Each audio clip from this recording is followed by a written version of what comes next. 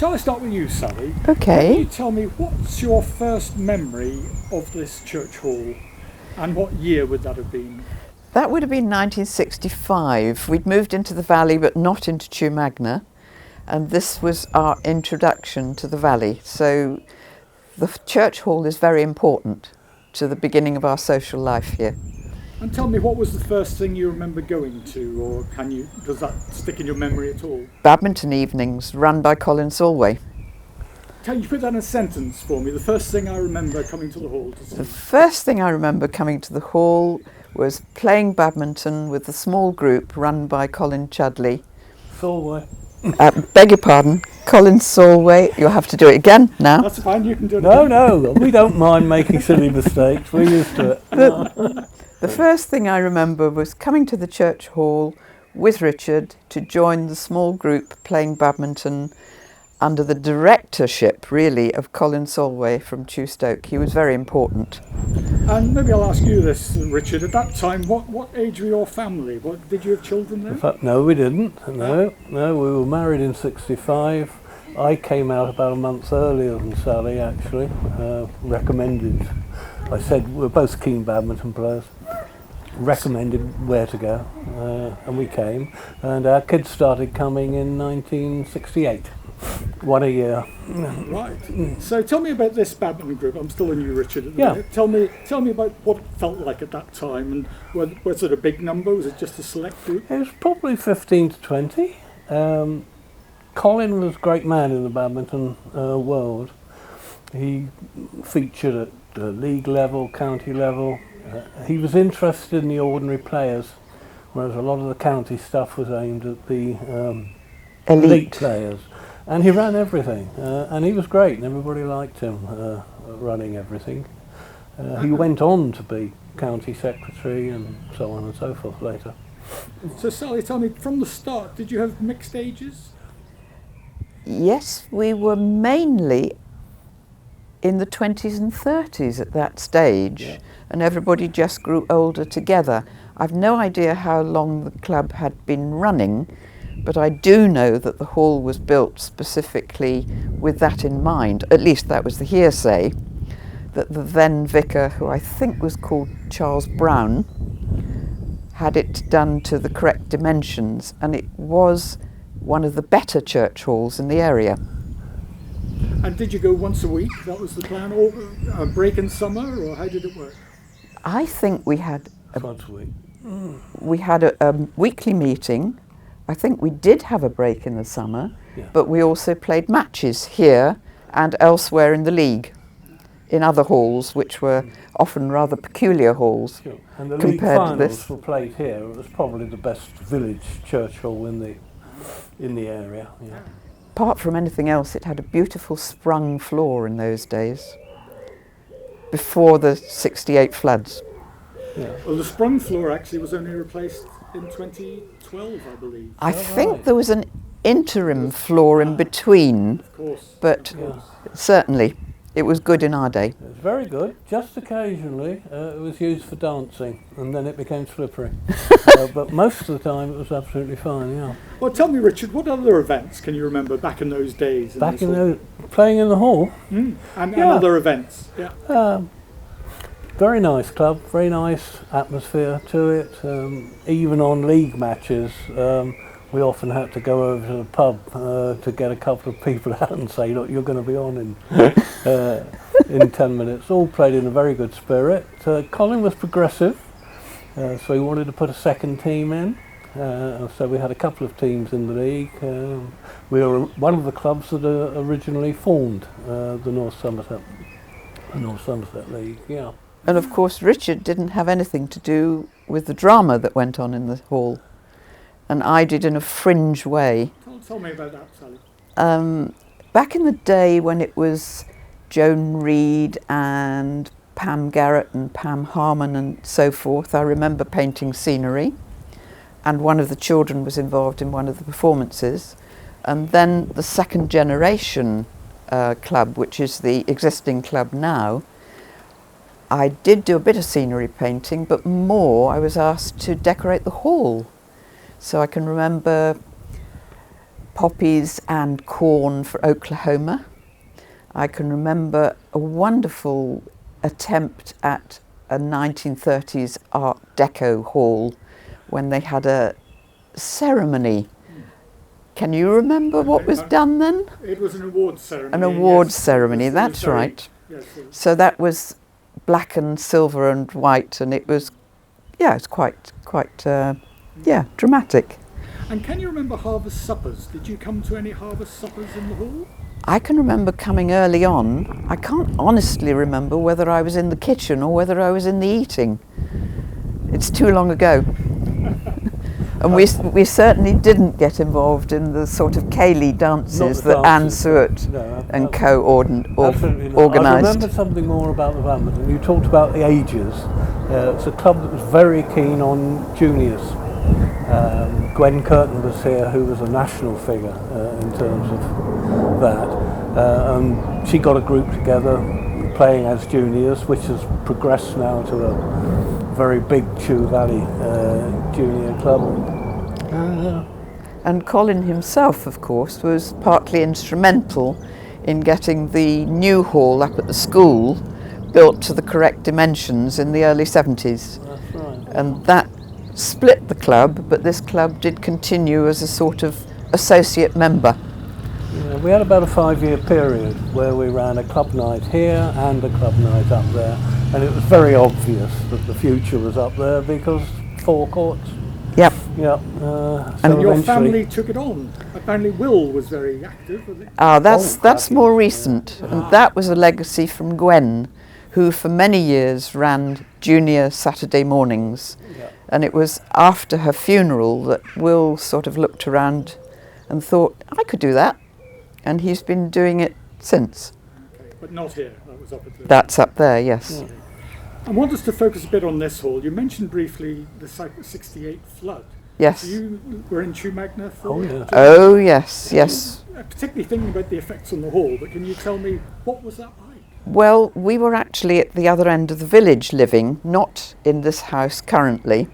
And so we couldn't actually reach this side of the village, but we were aware that there was actually a boat outside the church hall, and there would have been probably subsequently some sort of meals van or something like that brought down, because people down this end were in dire Yeah, circumstances. Dennis Mapston was, had a boat which he was Oh, it pushing was up and Dennis, down. was it? Yeah, and Jeff Penner had 3 inches of mud because his carpet was laid on out on our front lawn. Yeah. And Jean Pitt was very instrumental in helping at that stage. So I'm just trying to think back in that time. How much did you come to the hall? Apart from badminton, were you visiting the hall much? Because Roy Taylor, no, Bob Taylor? Bob Taylor. Tells me the first time he came to the hall was for a, what was it? An adult education. That's me. I ran adult education courses through the 70s, I think is right. This was Yes, just coaching badminton. Yes, it was Yeah. the 70s. Yeah. And this was one of the halls that I did it in. And it was a lovely mixed group. And I had people like, for example, Paul up the road, Oh, Paul Allen. Paul Allen, Oh, he was great. who used to come every year, and he would tell me what I was going to say next. So what were you teaching? What was it? Basic badminton so that people could enjoy themselves, adults, not juniors, because I think I did actually do it in the evenings, but there were other places where I did it in the daytime as well. Yeah, it was fun. And it's, well, Bob is still happily playing there. Oh yes, he was very keen. And I think I've already asked you this, whether the fact the rest of your family were involved? The children started playing quite early, and my first memory is we used to hire the hall on Boxing Day, everybody feeling much too fat, Oh, yeah.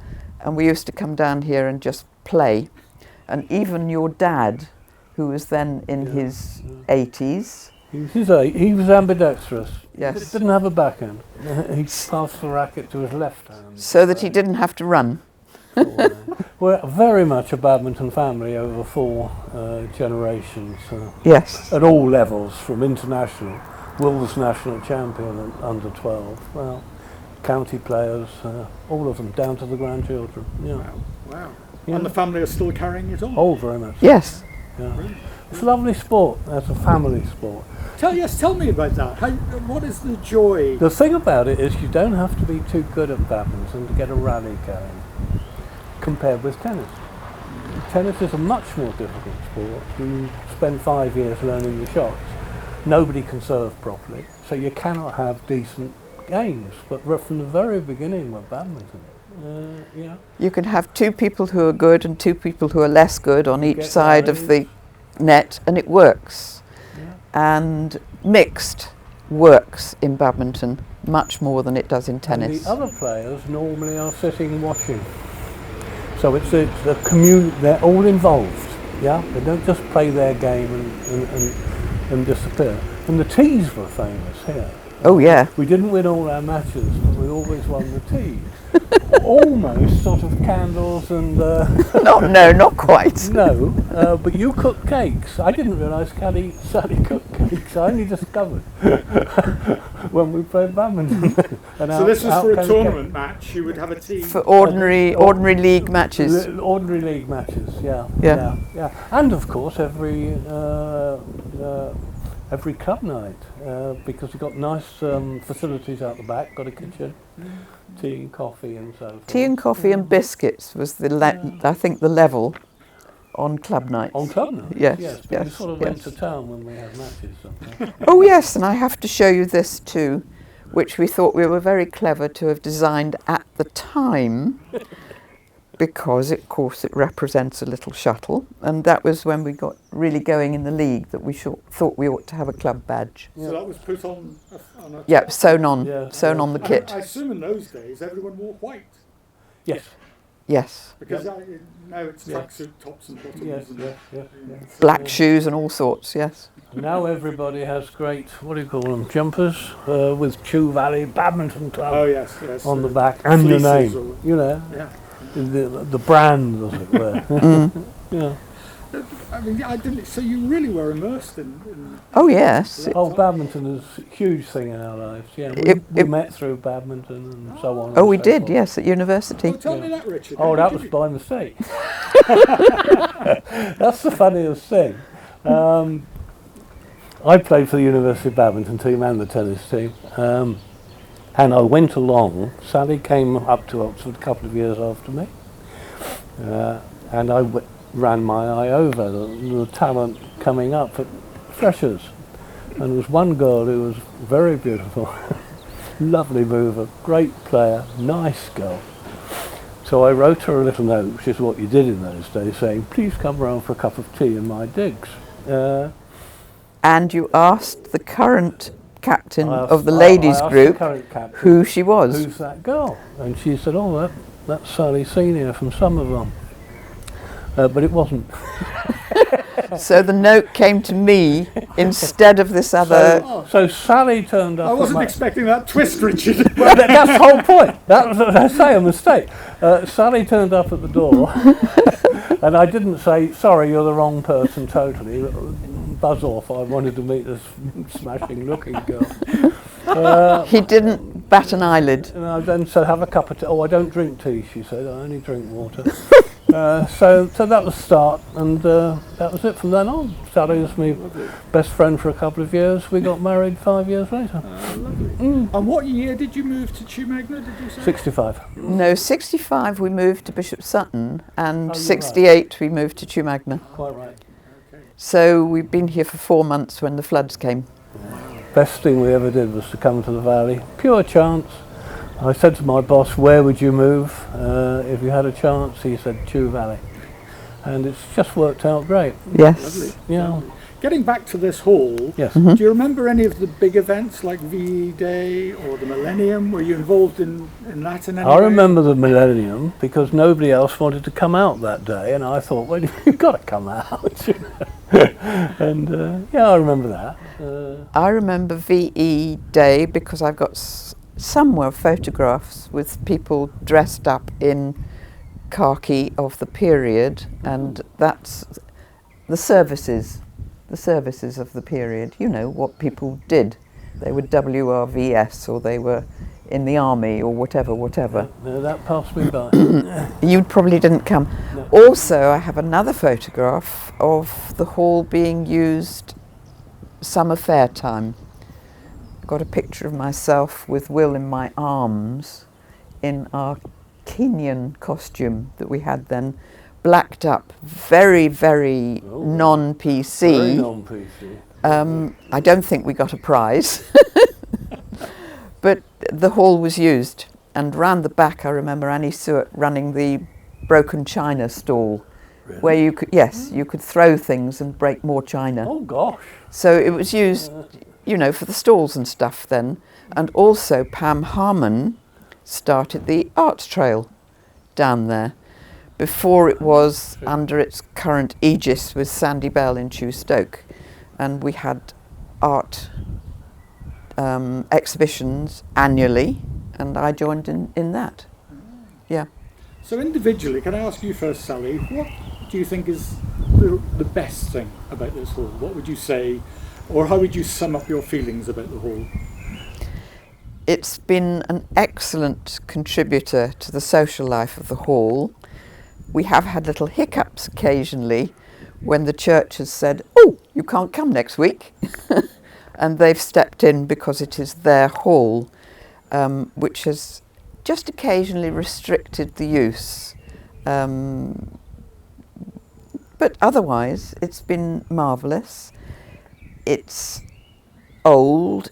It doesn't function in lots of ways, lets the water in, it costs too much to keep up, etc., etc. It's in a part of the village which is very liable to flood, which, well, some of the stuff under the stage was ruined, etc. It's no longer a cinema, which it was for a time, but for us personally, it's been wonderful. Actually, did you ever come to see a film here? That was before our time. I don't recall it. It was no longer extant in our day. Yeah. But yes, the projection room's up there, and it's Yes. obviously been used. Yeah. Richard, can I ask you the same thing? Yeah. Your favourite thing about this hall, and sum up your feelings about It's it. straightforward, really. It's an amazingly good hall for playing badminton in, given that it's a church hall, village hall. I think undoubtedly the vicar must have been a player, because everything is the right size. There's plenty of height, not too much in the way of beams.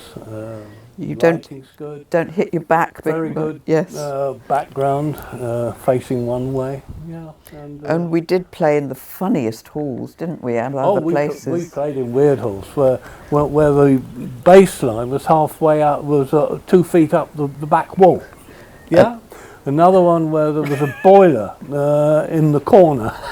Actually on court. Actually on court. So if you hit the boiler, you had to play it out and so forth. Yeah, I suppose we take it for granted that this is... So it was just a really good hall in that way, and it was a lovely club, very progressive, and an awful lot of brought a lot of juniors in, brought a lot of people in that would not necessarily have been that sporty, but really enjoyed it. Yeah, And remembering some of the chief people, Colin and Edna Solway, oh yeah, Gerald and Anne Reid, yeah, through whom you joined cricket that's right. as well, and John and Kate Powell. The other thing I remember was ladies' doubles, where nobody knew the score. Ever.